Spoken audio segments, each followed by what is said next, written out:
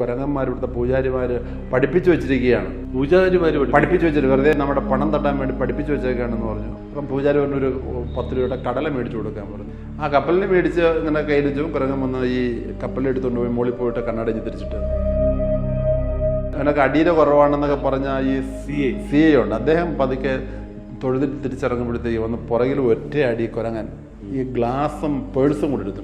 കപ്പലിന് വാങ്ങിച്ചു കൊടുത്തപ്പോൾ പേഴ്സും കിട്ടു കൊടുത്തു. പക്ഷെ കണ്ണാടിയെ 2 ഒടിച്ചിട്ട് 2 കഷ്ണവും ഇങ്ങനെ തറയിലിട്ട് കൊടുത്തു.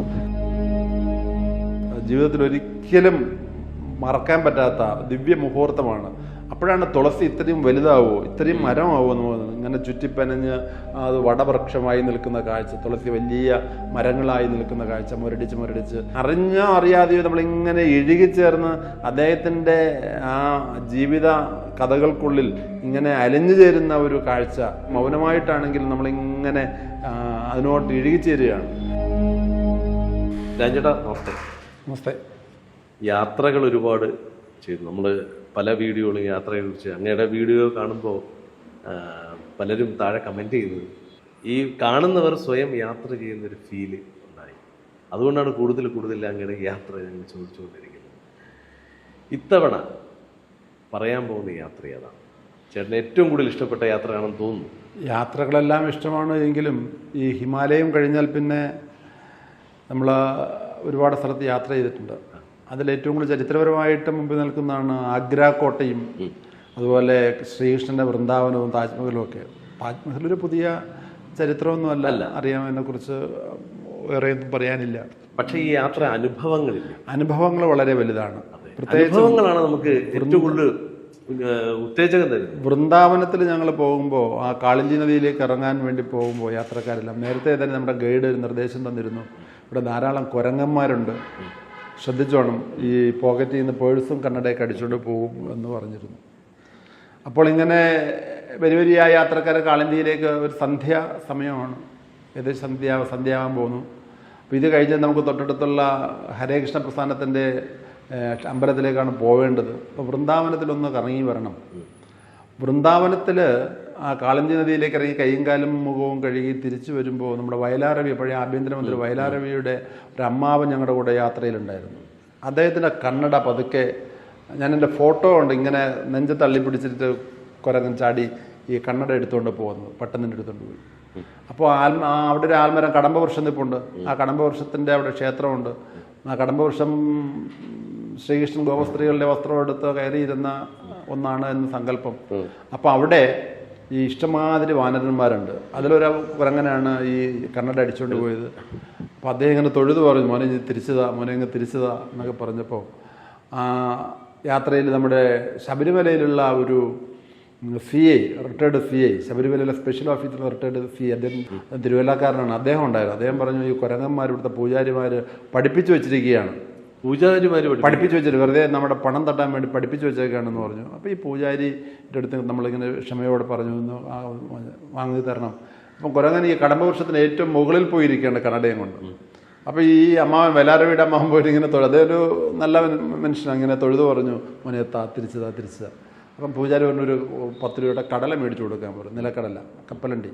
ആ കപ്പലിനെ മേടിച്ച് ഇങ്ങനെ കയ്യിലിച്ചു. കുരങ്ങൻ വന്ന് ഈ കപ്പലെടുത്തുകൊണ്ട് പോയി മുകളിൽ പോയിട്ട് കണ്ണടഞ്ഞ് കണ്ണട തിരിച്ചിട്ട് വന്നു. അപ്പം ഞങ്ങൾ വീണ്ടും അവിടെ തൊഴുത് ഈ നേരത്തെ കുരങ്ങന്മാരെ പഠിപ്പിച്ചു വെച്ചിരിക്കുകയാണ്, അവനൊക്കെ അടിയുടെ കുറവാണെന്നൊക്കെ പറഞ്ഞ ഈ സി ഐ ഉണ്ട്. അദ്ദേഹം പതുക്കെ തൊഴുതിട്ട് തിരിച്ചിറങ്ങുമ്പോഴത്തേക്ക് വന്ന് പുറകിൽ ഒറ്റ അടി കുരങ്ങൻ ഈ ഗ്ലാസും പേഴ്സും കൂടെ എടുത്തിട്ടുണ്ട്. അദ്ദേഹത്തിൻ്റെ പേഴ്സും കണ്ണടയും കൊണ്ടെടുത്തു. നിങ്ങേര് പോയി മോനെ എന്നൊക്കെ വിളിച്ച ആളുകൾ നിങ്ങൾ നേരത്തെ കളിയാക്കിയോണ്ടുള്ള പ്രശ്നമാണ്, അതുകൊണ്ട് അച്ഛാന്ന് വിളിച്ചാൽ തിരിച്ചു തരും, വിളിച്ചാൽ തിരിച്ചു തരും എന്ന് പറഞ്ഞു. ഇതിന് വളരെ ദേഷ്യമായി. അവസാനം ഇങ്ങനെ ചീത്ത പറയാൻ തുടങ്ങി. ഇങ്ങനെ ഇവന്മാർ പഠിപ്പിച്ച് വെച്ചേക്കണം ചീത്ത പറയാൻ തുടങ്ങി.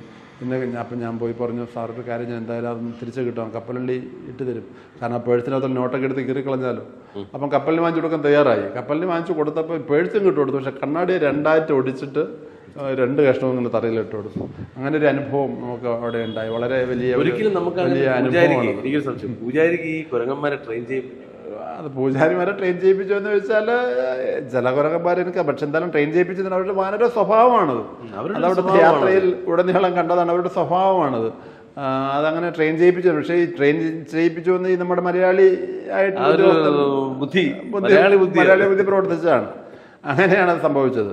തിരിച്ച് വൃന്ദാവനത്തിൽ ഏറ്റവും കൂടുതൽ ആകർഷിക്കുന്നത് അവിടെ ഒരു പിന്നെ തുളസി തോട്ടമുണ്ട്. തുളസി തോട്ടം എന്ന് പറയുന്ന മരങ്ങൾ, തുളസി മരം ഏകദേശം ഇത്ര വണ്ണമുള്ള തടികളാണ്.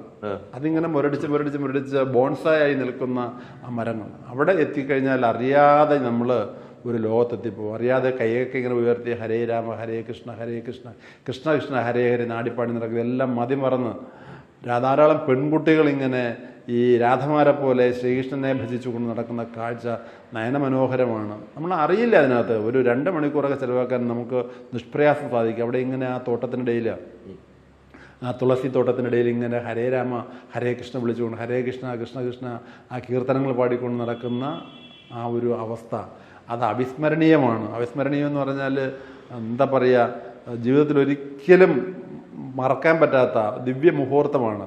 അപ്പോഴാണ് തുളസി ഇത്രയും വലുതാവോ, ഇത്രയും മരമാവോ എന്ന് തോന്നുന്നത്. ഇങ്ങനെ ചുറ്റിപ്പനഞ്ഞ് അത് വടവൃക്ഷമായി നിൽക്കുന്ന കാഴ്ച, തുളസി വലിയ മരങ്ങളായി നിൽക്കുന്ന കാഴ്ച, മുരടിച്ച് ഇങ്ങനെ നിൽക്കുന്ന കാഴ്ച കാണാൻ പറ്റുന്നത് അത് വലിയൊരു അനുഭവമാണ് അവിടുത്തെ. പിന്നെ അവിടുത്തെ തോണിയാത്ര, യമുനയിലുള്ള തോണിയാത്ര, നല്ല വർണ്ണ തുണികൾ കൊണ്ട് കെട്ടി അലങ്കരിച്ച ആ യമുനയിൽ നമുക്ക് തോണിയിൽ 10 രൂപ 15 രൂപ 20 രൂപ കൊടുത്താൽ അവരിങ്ങനെ കൊണ്ടുപോകും. ജലം മലിനമാണ് എന്ന് ശരിക്കും കറുത്ത നിറമാണ് യമുന നദിയിലെ വെള്ളം. കാരണം ഈ ആഗ്രയിലെ തുകൽ ഫാക്ടറിയിൽ നിന്നും ഒഴുക്കി വിടുന്ന മാരകമായ വിഷവസ്തുക്കൾ കൊണ്ട് യമുന നദി മലിനമാണ്. പക്ഷേ നമ്മുടെ നരേന്ദ്രമോദി സർക്കാർ വന്നതിന് ശേഷം യമുന ശുദ്ധീകരിക്കാനുള്ള ഒരു നടപടിയൊക്കെ ആരംഭിച്ചു. ഏകദേശം 6000-ഓളം തുകൽ ഫാക്ടറികൾ പൂട്ടി. അങ്ങനെ യമുന ഇപ്പോൾ കുറേയൊക്കെ മാറിയിട്ടുണ്ട്. എന്നാലും ആ തോണി യാത്ര വളരെ വലിയ ഒരു അനുഭവമാണ്. ആ ഒഴുകിപ്പരക്കുന്ന, പ്രത്യേകിച്ചും സന്ധ്യയ്ക്ക് സൂര്യൻ ദൗത്യം പൂർത്തിയാക്കി മടങ്ങാൻ ശ്രമിക്കുന്ന ആ ഒരു സന്ധ്യയുണ്ടല്ലോ, സന്ധ്യയുടെ ഓളങ്ങൾ ഇങ്ങനെ യമുനയിൽ ഇങ്ങനെ പുളകം ചാർത്തുന്ന, അല്ലെങ്കിൽ ആ പുളിനങ്ങളിൽ, യമുനയുടെ പുളിനങ്ങളിൽ ഇങ്ങനെ ചാഞ്ചാടി പോകുന്ന ആ ഒരു യമുനയുടെ ഭംഗി, അല്ലെങ്കിൽ ആ തോണിയാത്ര അതും അവിസ്മരണീയമാണ്. അവിടെ ഈ ടൂറിസത്തിന് ഒരുപാട് പ്രാധാന്യം, തീർച്ചയായിട്ടും അതൊരു ആത്മീയ കേന്ദ്രമാണ്. ആത്മീയ ടൂറിസത്തിന് വളരെ പ്രാധാന്യമുള്ളൊരു സ്ഥലമാണ്. അങ്ങനെയുള്ള ആളുകളെ അവിടെ വരൂ. അവിടെ വരുമ്പോൾ തന്നെ നമ്മളൊരു പ്രത്യേക ഭാവമാണ്. ഞാൻ നേരത്തെ സൂചിപ്പിച്ച മാതിരി ആ കാളന്തിയിലുള്ള കുളിയും, അത് കഴിഞ്ഞാൽ വൃന്ദാവനത്തിലേക്കുള്ള നമ്മുടെ തോട്ടത്തിലെ തുളസീവനത്തിലെ കാഴ്ചകളും തുളസീവനത്തിലെ അനുഭവവും എത്ര പിന്നെ നിരീശ്വരവാദിയാണ് എങ്കിലും അവിടെ എത്തുമ്പോൾ നമ്മൾ അറിയാണ്ട് ഭഗവാൻ കണ്ണനെ വിളിച്ചു പോകും. കൃഷ്ണൻ്റെ ബാലലീലകളാടിയ, അല്ലെങ്കിൽ അദ്ദേഹത്തിൻ്റെ വൃന്ദാവനത്തിലെ ആ കാഴ്ചകൾ വളരെ അത്ഭുതകരമാണ്. അവിടുത്തെ അനുഭവം പറഞ്ഞറിയിക്കാൻ പറ്റാത്തതാണ്. അത് അനുഭവിച്ചാലേ പറ്റൂ. നമുക്ക് വാക്കുകൾക്ക് അതീതമാണത് അവിടുത്തെ യാത്ര എന്ന് പറയുന്നത്. അവിടുത്തെ ആ മനോഹാരിത മാത്രമല്ല, അവിടെ ചെല്ലുമ്പോൾ നമുക്ക് ഒരു ഇടുങ്ങിയ ഗലിയിലൂടെയാണ് യമുനയിലേക്ക് പോകേണ്ടത്. നിരന്തരം ഒരുപാട് സന്യാസിമാർ ഇങ്ങനെ നിരന്നിരിപ്പുണ്ട്. അവിടെ ഇഷ്ടംപോലെ സന്യാസിമാരുണ്ട്. അവരെയൊക്കെ കണ്ട് അവിടെ അനുഗ്രഹം വാങ്ങിയിട്ടൊക്കെയാണ് നമ്മൾ പോകുന്നത്. പക്ഷേ ഞാൻ സൂചിപ്പിച്ചത്, ഇത് എത്ര പ്രാവശ്യം പോയാലും, എത്ര അനുഭവം, എത്ര തന്നെ നമ്മൾ ബുദ്ധിമുട്ടി അവിടെ എത്തിയാലും ശരി, അവിടെ എത്തിയ വൃന്ദാവനത്തിൽ നിന്ന് കറങ്ങുമ്പോൾ ആ ഒരു ഇതെല്ലാം മാറിപ്പോകുന്നു. ഒരു മനസ്സിന് ചുട്ടുപൊള്ളുന്ന വെയിലിൽ നിന്ന് AC മുറിയിലേക്ക് കയറുന്ന ഒരു പ്രതീതിയാണ് അവിടെ എത്തുമ്പോൾ. പിന്നെ രസകരമായ അനുഭവം, അവിടുന്ന് തിരിച്ച് നമ്മൾ ഹരേകൃഷ്ണ പ്രസ്ഥാനത്തിന് അമ്പലത്തിലേക്ക് അവിടുത്തെ ആരതി എന്ന് പറഞ്ഞാൽ അതൊരു നയനമനോഹരമായ കാഴ്ചയാണ്. ഇത്രത്തോളം പൊക്കമുള്ള ആ ദീപം ഇങ്ങനെ പൊങ്ങി നിൽക്കുന്ന ദീപം, അതിങ്ങനെ ആരതി വരുമ്പോൾ ഒരു മണിമുഴക്കവും എല്ലാ ആളുകളും, ആ അമ്പലത്തിലുള്ള നല്ല മാർബിൾ കൊണ്ടുണ്ടാക്കിയ അമ്പലമാണ്. ആ അമ്പലത്തിനകത്ത് എല്ലാ 2 കൈയും ഇങ്ങനെ ആകാശത്തിലേക്ക് ഉയർത്തി ഇങ്ങനെ നൃത്തം ചെയ്യുന്ന അരക്കണ്ണുകളുമായി, അടഞ്ഞ പാതി കൂമ്പിയ കണ്ണുകളുമായി ഇങ്ങനെ നൃത്തം ചെയ്യുന്ന കാഴ്ച സ്വയം അരിഞ്ഞു പോവുകയാണ്. ഞാനും അവിടെ അവരോടൊപ്പം ഇങ്ങനെ നൃത്തം ചെയ്തു എന്ന് പറഞ്ഞാൽ നമ്മളത് സ്വയം മതിമറന്നു പോവാണ്. മതിമറന്ന് ഇങ്ങനെ രാധാമാരും കൃഷ്ണന്മാരും, അതെ കൃഷ്ണന്റെ രാധമാരും രാധാകൃഷ്ണന്മാരും എല്ലാം ഇങ്ങനെ സ്വയം മറന്ന് അവിടെ ആരതിയിൽ പങ്കിടും. ആരതി എല്ലാ ക്ഷേത്രത്തിലും അങ്ങനെയാണ് തോന്നുന്നു, ഹരേകൃഷ്ണ പ്രസ്ഥാനത്തിൽ. പക്ഷേ അവിടുത്തെ വൃന്ദാവനത്തിലെ ആരതി ഒരു അരമണിക്കൂർ ഉണ്ടായിരുന്നു. അരമണിക്കൂർ നമുക്ക് 1/2 മിനിറ്റ് പോലെയാണ് പോയി കിട്ടിയത്. അറിയില്ല, വളരെ രസാവഹമാണ് അത്. ആത്മീയമായ ഉണർവിന് മാത്രമല്ല, എന്താ പറയുക, നമ്മൾ അറിയാണ്ട് ആ ശ്രീകൃഷ്ണൻ്റെ ജീവിതത്തിലേക്ക് വിലയം പ്രാപിക്കുകയാണ്.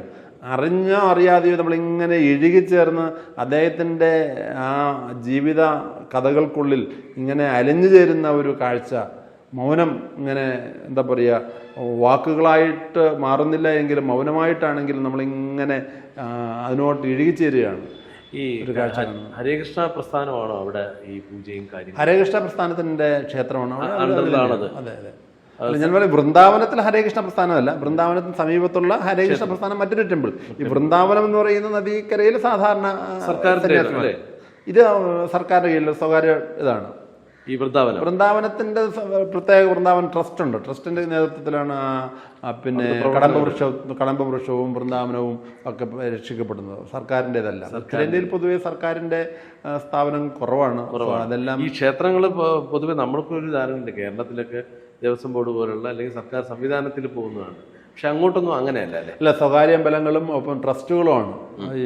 ഇപ്പം നമ്മുടെ അയോധ്യ ഒരു ട്രസ്റ്റിന്റെ കീഴിലാണല്ലോ, അതുപോലെ സോമനാഥ ക്ഷേത്രം ട്രസ്റ്റിന്റെ കീഴിലാണ്. ഇങ്ങനെ ട്രസ്റ്റുകളാണ്. അതുകൊണ്ട് തന്നെയാണ് അതിന്റെ പവിത്രത നിലനിൽക്കുന്നത്. അങ്ങനെ നിൽക്കുന്നത്. പല ദേവസ്വം ബോർഡ് നമ്മൾ കേരളത്തിൽ, ഞാൻ തെറ്റു പറയുന്നതല്ല, പല ദേവസ്വം ബോർഡ് ക്ഷേത്രങ്ങളിലും ഒരു ശോചനീയ അവസ്ഥയുണ്ട്. അത് ഉറപ്പാണല്ലോ. നമ്മുടെ വിഷയം ഇപ്പം അതല്ല, അത് അവസ്ഥയുണ്ട്. അപ്പം നമ്മൾ ഈ അവസ്ഥ കണ്ടിട്ടാണ് നമ്മൾ ഇവിടുന്ന് അങ്ങോട്ട് യാത്ര പോകുന്നത്. അവിടെ ചെല്ലുമ്പോൾ നമുക്ക് മറ്റൊരു ലോകമാണ്, മറ്റൊരു അമ്പലത്തിന്റെ പവിത്രതയാണ് അവിടെ കാണാൻ കഴിയുന്നത്. ഇത് ഈ നടത്തിപ്പിൻ്റെയൊക്കെ ഒരു കാര്യത്തിൽ കേരളീയരൊക്കെ ഏറ്റവും കൂടുതൽ ഇൻട്രസ്റ്റ് അവർ കാണിക്കുന്നുണ്ട് ഈ ക്ഷേത്രങ്ങളുടെ നല്ല നടത്തിപ്പ്. തീർച്ചയായിട്ടും നല്ല നടത്തിപ്പ് എന്ന് പറഞ്ഞാൽ ഗവൺമെന്റ് കയ്യിലുള്ള ക്ഷേത്രങ്ങളിലല്ല, ട്രസ്റ്റിന്റെ കയ്യിലുള്ള ക്ഷേത്രങ്ങളിലാണ് നല്ല നടത്തിപ്പ് നടക്കുക. നമുക്കത് പോയാൽ അനുഭവിക്കാൻ അറിയാൻ സാധിക്കും. ഞങ്ങളിങ്ങനെ 10 ദിവസം 30 ദിവസം വരെ യാത്രയാണല്ലോ. അപ്പോൾ ഈ ഭാരതത്തിന്റെ യഥാർത്ഥ ഗ്രാമങ്ങളിലൂടെയാണ് പോണത്. ഡൽഹിയിൽ പോയി ട്രെയിനർ ആയി കഴിഞ്ഞാൽ പിന്നെ അവിടെ ബസ്സിലാണ്. ബസ് ഇങ്ങനെ പോകുന്നത് 30 ദിവസം യാത്ര, 27 ദിവസവും യാത്ര ചെയ്യുന്നത് ഈ ഗ്രാമങ്ങളിലൂടെയാണ്. ഈ ഗ്രാമങ്ങളിലൂടെ പോകുന്നത് കാണാൻ സാധിക്കും. ഗോതമ്പ് പാടങ്ങളും കരിമ്പ് പാടങ്ങളും നെൽവേലുകളും നിറഞ്ഞു കിടക്കുന്ന ഗ്രാമങ്ങളിലൂടെ പോകുമ്പോൾ അവിടെയെല്ലാം ഒരിക്കലും ഞങ്ങൾ പോയ വാഹനത്തിന് ഒരു വീല് പഞ്ചറായി. അപ്പോൾ ആ ഒരു വീലിങ്ങനെ അഴിച്ചു മാറ്റിയിരുന്ന സമയം ഞങ്ങൾ ഇറങ്ങിയപ്പോൾ എവിടുന്നോ രാമനാമങ്ങൾ കേൾക്കുന്നു. ഞങ്ങൾ നോക്കിയപ്പോഴത്തേക്ക് ഒരു വയലിനകത്തെ ഷെഡ് കെട്ടിട്ട് അവിടെ ഇരുന്നൊരു പാടുകയാണ്. ഞാനവിടെ നടന്നുപോയി. അവിടെ പോയി കുറച്ചേരം ഇരുന്നു. പക്ഷെ ഇവർ കണ്ടുകൂടാ, കാഴ്ചയില്ലാത്ത അന്ധരാണ്. പക്ഷെ അവിടെ രാവിലെ മുതൽ അവരിങ്ങനെ നിരന്തരം ഒരു അഖണ്ഡമായ രാമ രാമ രാമ ചൊല്ലിക്കൊണ്ടിരിക്കുകയാണ്. ഞങ്ങളുടെ കാൽപെരുമാറ്റം കേട്ടപ്പോഴാണ് അവർ പറഞ്ഞു ആരാ എന്നൊക്കെ ചോദിച്ചത്. അപ്പം ഞങ്ങൾ ഒരാൾ പാട്ട് നിർത്തി, ഒരാൾ ഞങ്ങളോട് സംസാരിച്ചു ആരാ. അപ്പം ഞാൻ പറഞ്ഞു നിങ്ങൾ യാത്രക്കാരാണ്, തിരുവനന്തപുരത്ത് വരുന്നത്. അവർക്ക് വലിയ സന്തോഷമായി. ചെറിയ ദക്ഷിണയൊക്കെ അവിടെ വെച്ചിട്ട് നമ്മൾ വെച്ച് എത്ര രൂപയാണെന്നൊന്നും അറിയുന്നില്ല. പക്ഷേ ദക്ഷിണയൊക്കെ വെച്ചിട്ട് ഞങ്ങൾ പോകുന്നു. അപ്പോൾ അവർ എത്രയോ അവരുടെ സാധനയാണ് ആ വയലിനകത്ത്. അപ്പോൾ രാമൻ്റെ പാദം പതിഞ്ഞതാണ് ഭാരതം മുഴുവൻ, കൃഷ്ണൻ്റെ പാദം പതിഞ്ഞാണ് ഭാരതം മുഴുവൻ. എവിടെ പോയാലും, ഏത് വയലേലകളിൽ പോയാലും, ഏത് ഗ്രാമപ്രദേശത്ത് പോയാലും, ഏത് മലമ്പ്രദേശത്ത് പോയാലും അവിടെയൊക്കെ രാമായണം കഥകളുണ്ട്, ശ്രീകൃഷ്ണൻ്റെ ജീവിതവുമായിട്ട് ബന്ധപ്പെട്ട സ്ഥലങ്ങളുണ്ട്. അങ്ങനെയുള്ള വ്യത്യസ്തമായ അനുഭവങ്ങളാണ് നമുക്ക് നൽകുന്നത്. തീർച്ചയായും ഇത്തരം അനുഭവങ്ങൾ കേൾക്കാൻ ഇനിയും നമുക്ക് താല്പര്യമുണ്ട്. അടുത്ത മറ്റൊരു അനുഭവം വീണ്ടും കാണാം. നമസ്തേ.